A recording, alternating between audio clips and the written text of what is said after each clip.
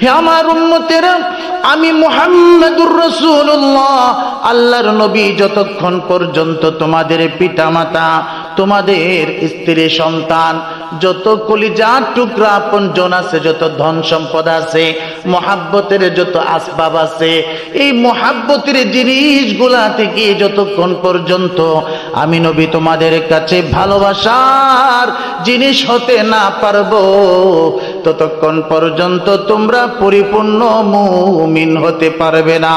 এজন্যই মুহতারাম হাজিরিন, আল্লাহর রাসূলকে জীবনের চাইতেও বেশি মহব্বত করতে হবে, ভালোবাসতে হবে। প্যারে হাজিরিন, আল্লাহর রাসূলের ভালোবাসার দৃষ্টান্ত সাহাবায়ে কেরাম দেখিয়ে গেছেন। আল্লাহর নবীর সাহাবী হযরতে আম্মার বিন ইয়াসির রাদিয়াল্লাহু তাআলা আনহু নবীর ভালোবাসায় জান কুরবান করে দিয়েছেন। খুবাইব রাদিয়াল্লাহু তাআলা আনহু রাসূলের জলিলুল কদর সাহাবী ছিলেন।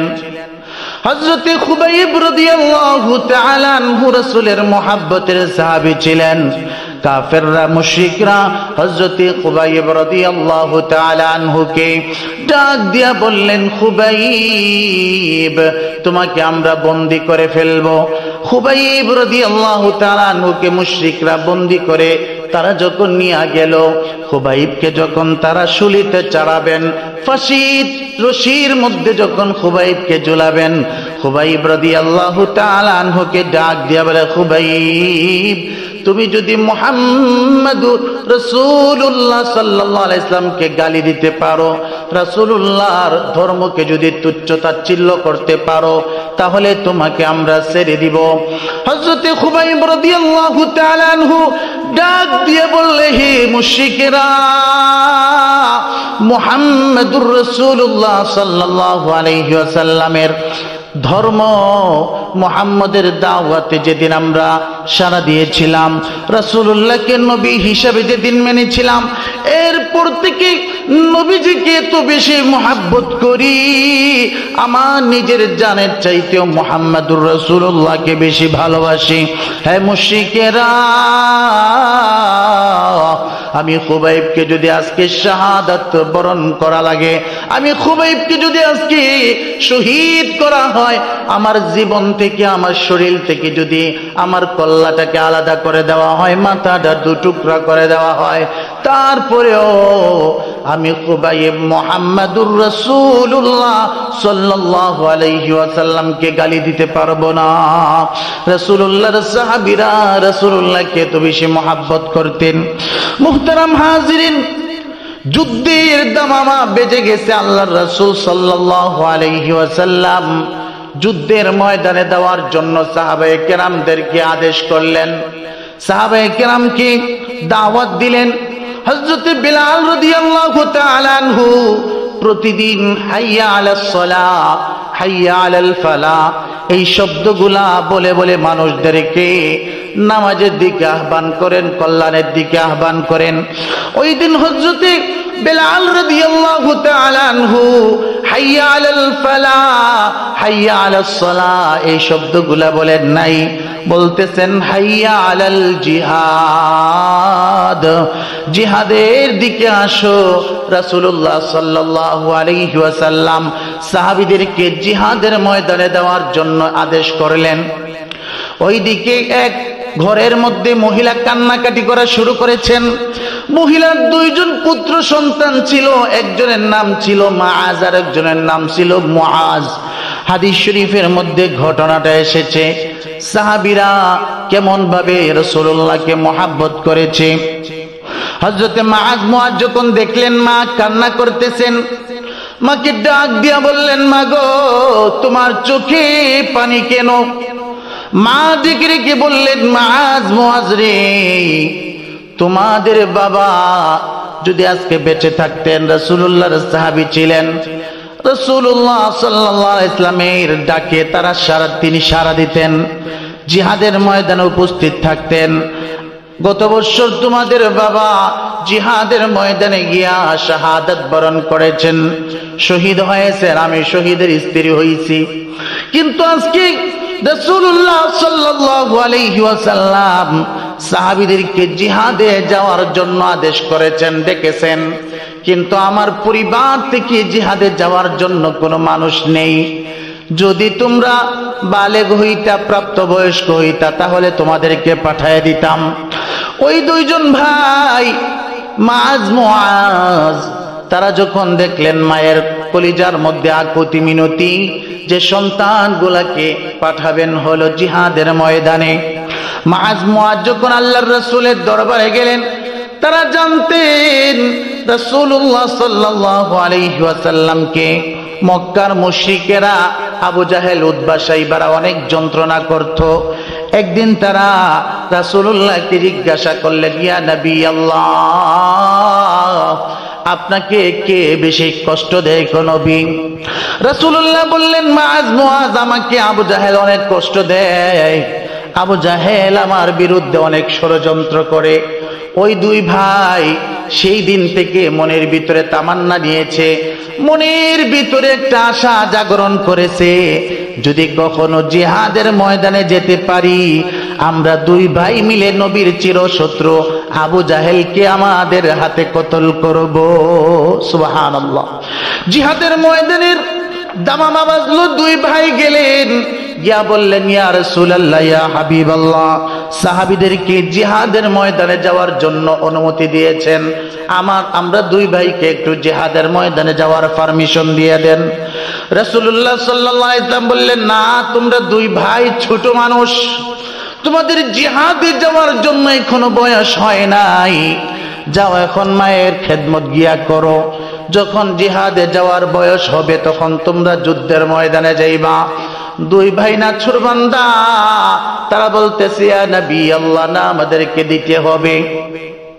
রাসূল করিম সাল্লাল্লাহু আলাইহি ওয়াসাল্লাম তাদেরকে বললেন, ঠিক আছে, বড় ভাইকে অনুমতি দেওয়া হবে, বড় ভাই জিহাদের ময়দানে যাবে, ছোট ভাই যেতে পারবে না, তার বয়স কম। হাদিসের মধ্যে আসছে বড় ভাইয়ের বয়স ছিল 12 বছর আর ছোট ভাইয়ের বয়স ছিল 8 বছর। আল্লাহর নবী বড় ভাইকে যখন আদেশ দিলেন, অনুমতি দিলেন জিহাদে যাওয়ার জন্য, ছোট ভাই ডাক দিয়ে বললেন, ইয়া রাসূলুল্লাহ, ইয়া হাবিবাল্লাহ, ওগো নবীজি, আমার বড় ভাইকে বড় হওয়ার কারণে আদেশ দিয়েছেন, শরীরে শক্তি আছে, বড় যেহেতু শরীরে শক্তি থাকবে, এই জন্য হয়তো বা আমার বড় ভাইকে আপনি অনুমতি দিয়া দিচ্ছেন। ওগো আল্লাহর নবী, বড় ভাই আমার থেকে বড় হওয়া সত্ত্বেও তার শক্তি কিন্তু আমার চাইতে কম, আমরা দুই ভাইকে একটু কুস্তি খেলার মধ্যে লাগাইয়া দেন, দেখেন কার জোর বেশি, কার গায়ে শক্তি বেশি, আর যার গায়ে শক্তি বেশি তারই তো প্রয়োজন যুদ্ধের ময়দানে বেশি। ইয়া রাসূলুল্লাহ, আমরা দুই ভাইকে কুস্তি খেলার মধ্যে লাগাইয়া দেন। আল্লাহর নবী সাইয়্যিদুল মুরসালিন দুই ভাইকে সাহাবীদের সামনে কুস্তি খেলার মধ্যে লাগাই দিলেন, কার শক্তি বেশি পরীক্ষা করার জন্য। ছোট ভাই ছোট হওয়ার কারণে শক্তি একটু কম থাকারই কথা। বড় ভাই যখন ছোট ভাইকে গাড়ে ধইরা ফালিয়ে দিবে, ওই মুহূর্তে ছোট ভাই ডাক দিয়া বলেন, বড় ভাই, আমরা দুই ভাই একসাথে মিলে মিশে সিদ্ধান্ত নিয়েছিলাম, রাসূলের জনমের শত্রু, রাসূলের কলিজার শত্রু আবু জাহেলকে আমরা একসাথে কতল করব। তোমাকে তো আমার হাবিব সত্য নবী পারমিশন দিয়া দিছেন, এই পারমিশন তার উঠাতে পারবেন না। একটু কষ্ট করে, একটু ভাব ধরে, নাটক করে তুমি আজকে এই কুস্তি খেলার মধ্যে একটু শক্তি কম দেখাও, তুমি নিচে পড়ে যাও। নিচে পড়ে যাওয়ার কারণে রাসূলুল্লাহ আমাকে জিহাদের ময়দানে যাওয়ার অনুমতি আল্লাহর নবী আমাকে দিয়ে দিবেন।